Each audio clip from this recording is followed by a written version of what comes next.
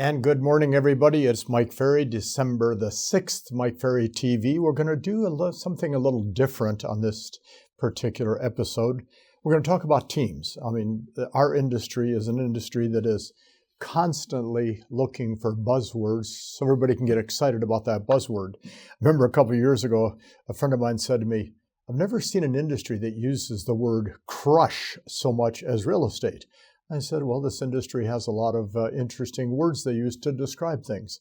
I saw an email this morning and the guy said to me, I'm deep diving into this idea of how to learn a listing presentation. I said, well, either hold your breath or get an oxygen tank. You know, we're not deep diving, we're learning to make a presentation. Well, the word team today, and we have all sorts of looks at this particular word because everybody has a different idea what a team should be. And quite honestly, I'm a little surprised that as many people as we see every day in this industry think that they should be involved in a team. I get asked all the time, what is the highest level of income an agent could produce? Now, yes, if you owned a real estate company and you had a couple hundred agents and you had them on a fair commission split and you had decent company dollar and you had affiliate services, there's a chance you could make some good money. If you're an agent, which most of you are that watch this show each week, you know, if you're taking 3 to 4 listings per month that are saleable, that are in this marketplace, it's pretty hard not to have a saleable listing. And you're processing those transactions properly and you're using good affiliates to support what you're trying to do, and you get 20, 30, 40, 50 closings in the course of a year, you're going to make a substantial amount of money. But in most cases, you know, you're going to build a little team, meaning you're going to have an assistant, a transaction coordinator, somebody to support what you're trying to accomplish.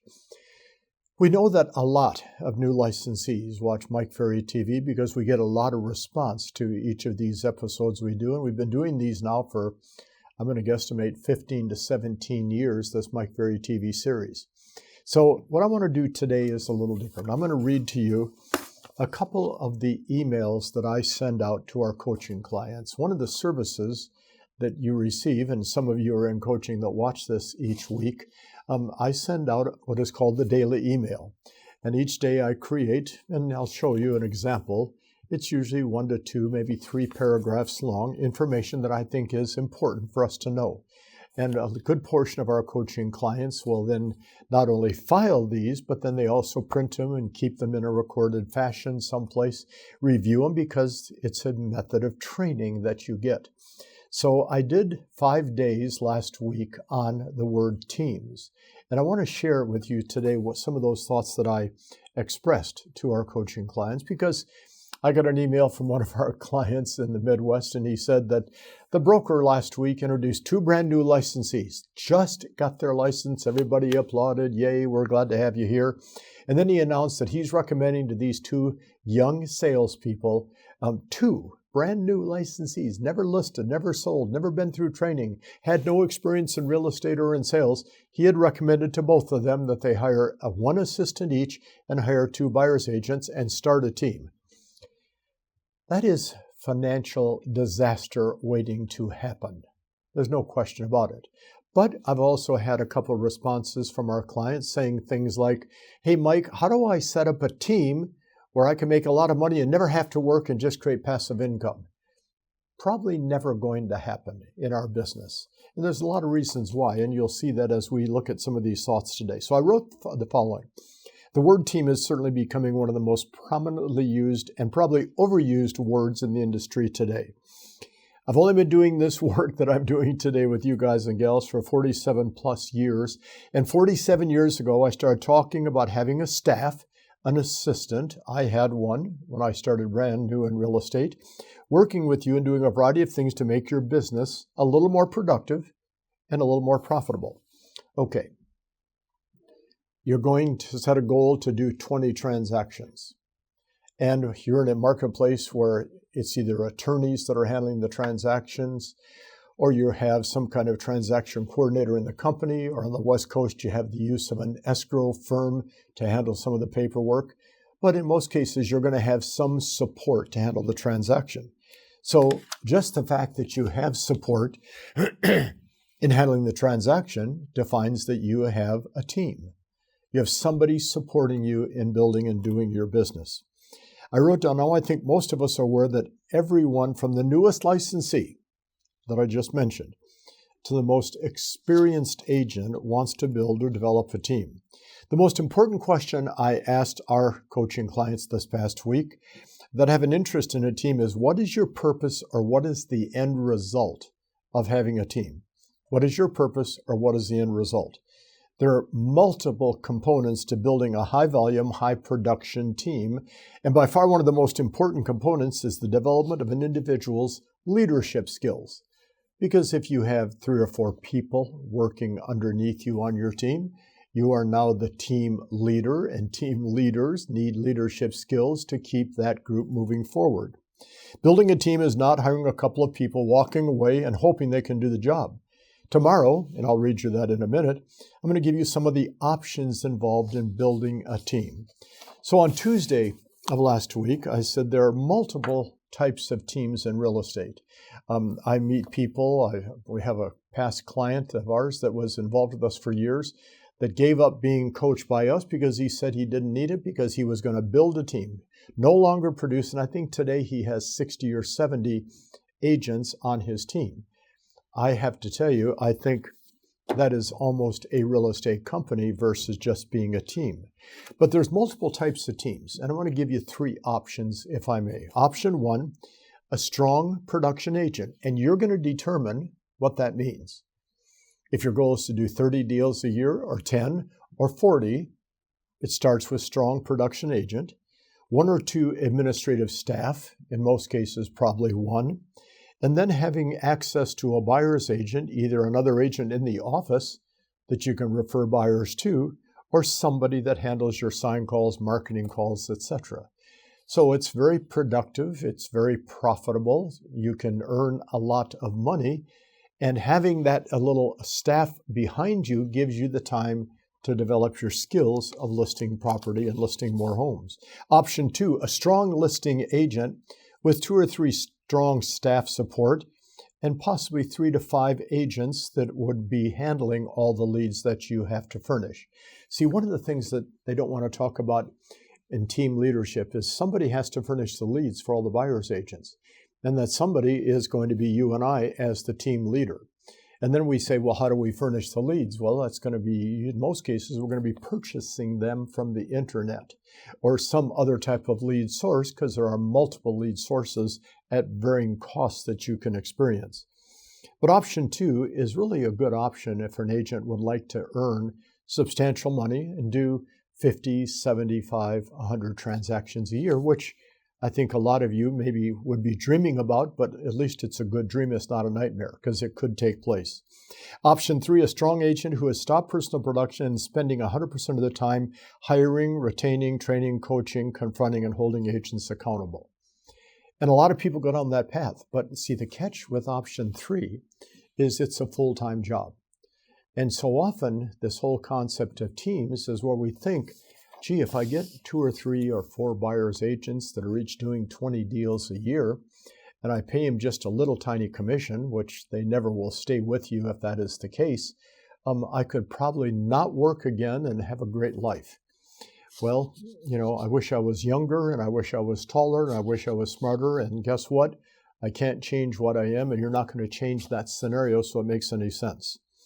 So then I went a step further on Wednesday. I said, as we look at this whole idea about teams, and I had to say to all of our clients that we coach, we got tons of responses last week to these emails.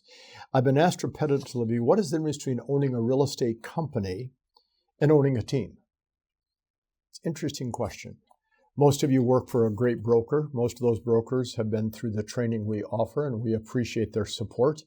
And that's where you should be working, in a great brokerage firm that's strong in the community, has a good name over the door, and that represents you, and you represent them well.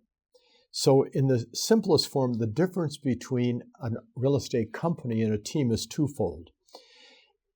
In a real estate office, as an agent, the competition often decides what the commission splits are going to be, because we're in a commission split driven industry today. And every broker knows and has to fight that whole concept of the fact that everybody thinks they should earn more in commissions than what the broker offers. And unfortunately, today you can go from paying nothing until you do a transaction to having a normal commission split that a broker really requires and needs to have to keep the company operating effectively. So the biggest difference is the commission splits that are being paid.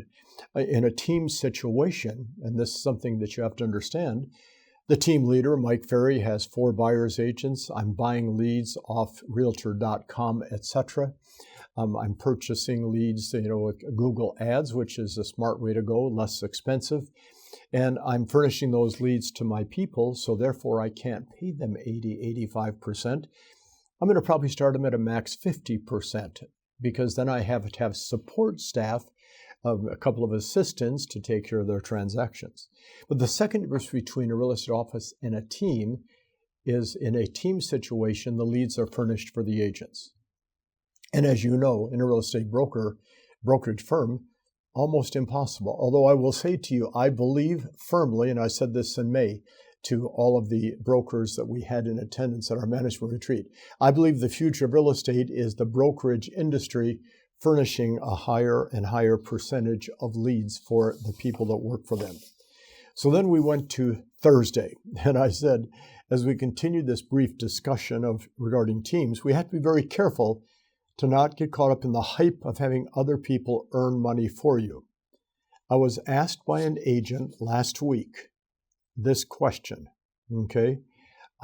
How do I define the job of a team leader? And here's what I said. A, maintaining strong personal production. B, you have to recruit both administrative people and salespeople to be on your team. C, you have to learn and understand how to create retention for your team, because you don't want to bring people and have them leave, which is what happens in so many firms today. 4, setting up strong training for both the salespeople, and it has to be probably 3 times a week. Are you good at training? 5, coaching, whether we coach for you or you coach them, which is being done both all the time. 6, setting standards of what you would expect each team member to produce, then holding them accountable to those standards. Then the hard one, which is confrontation, if they're not meeting the standards, creating a business plan and keeping your business very profitable all at the same time. And this young sales guy I was talking to you said, "You're kidding. That's what you think a team leader is supposed to do?" I said, no, it's not what I think. If you're going to build a team, you have to learn the leadership side, which are those things that I just suggested. So then on Friday, I sent out a brief email last Friday, which got a big response, and that is the fact that I said, if you're thinking of building a team or running a team, don't get bored with these messages, because this is the industry today, which is, of course, the team building concept. But the most interesting magic formula that I see being presented today in our industry, real estate, and if you're a veteran, you know this for a fact. If you're new, you'll experience this. There's always somebody dangling a magic formula, a magic answer, a magic pill, a magic wand to suddenly make you a great salesperson. And the most interesting magic formula today is one that's very intriguing. So I'll read you a quote. "Let me coach you and train you how to build a team where you can earn $1 million plus per year or more, and you never have to work again." And then I wrote down, does anybody actually believe that? Because see, if everybody believed that you could make $1 million a year or more just by building a simple little team, everybody would be having a team of this consequence. And we know today in real estate, the gap between those that are productive and those that are non-productive is widening. And it doesn't matter whether you have a team or don't have a team. If you don't understand basic fundamentals of selling, you're not going to have any success as an individual real estate salesperson, nor will you have success selling people on doing what you're asking, which is, of course, part of the leadership skills of building a team. So probably this was way more information than what most of you wanted, but at the same time, the team is the future of our industry. No question about it. But the big teams are getting bigger, and the individual top producers are getting stronger that don't have a team. And my question is, What do you want to accomplish? What do you want to do in 2020? 2022. What kind of a year do you want to have production-wise? Do you want to become a strong listing agent? Do you want to become a strong agent building a small team? Do you want to do 10, 20, 30, 40 deals a year, whatever that number is, and do it with a little peace of mind and a little comfort that you can do the job at the highest level for the clients? It requires learning how to be a great salesperson. And if we can help you with that process, starting today, December 6th, or maybe the month of January, just stay in touch, look at Mike Ferry TV, go to my website, get the scripts and dialogues we offer, and let's make the month of December a good, productive month for you. You can do this. We know it. You know it. Let's start today. Thank you.